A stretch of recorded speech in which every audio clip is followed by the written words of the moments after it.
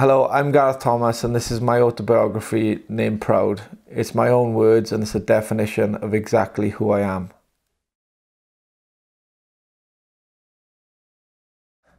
Like I think around most kids' ages when they're 13, 14, 15, 16, that's kind of,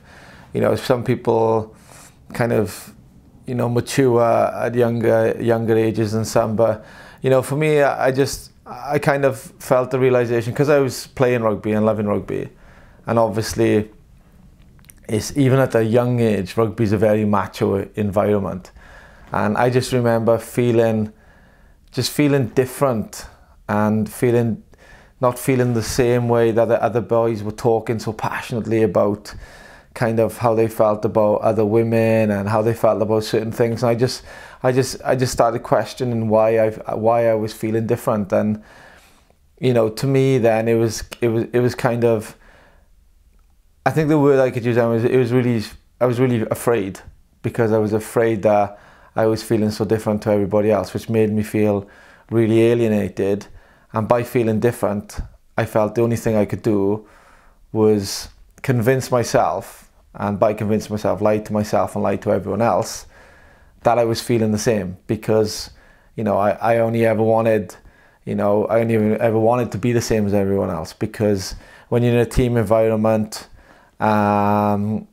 you come from a small little town, and you just want to conform, because, I didn't want to put, any questions or maybe any shame on my family or on my teammates or everybody around me that tried so hard and helped me so much, to be part of what I felt a great team, a great family, a great country. So, for me, it just started, like I say, at a very young age, probably like 15, 16, just to be able to conform, because I felt I had to conform. In a way, what my story has done has been kind of strange, because, I think first and foremost,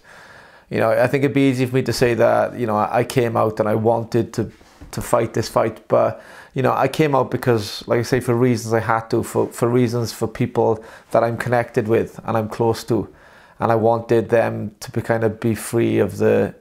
entanglement of lies that I wrapped everybody else up in. And it was only kind of, I suppose, after a couple of months that I realized the position that I'd put myself in the fact that, people started stopping me and kind of congratulating me, not, I suppose, on my story, but on my story, the way it affected a person in their family or affected a person who they were close to, and finding the strength to be able to come out, or finding the strength in to be able to kind of overachieve something that they, or achieve something that they felt they weren't able to achieve. Because it hasn't, my story kind of, even though it's overcoming a certain subject, to me it's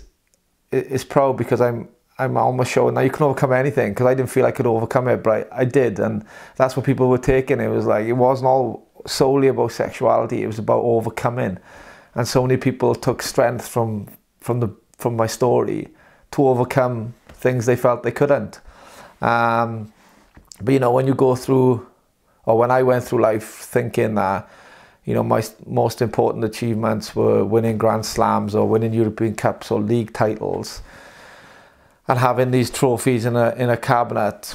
to all of a sudden having the responsibility of your story saving people's lives, or helping people live a better life, or giving them a life that they thought they never were able to have, all of a sudden that responsibility becomes a lot more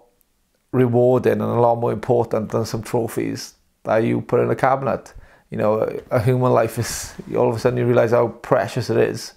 And if you can in some way help or influence people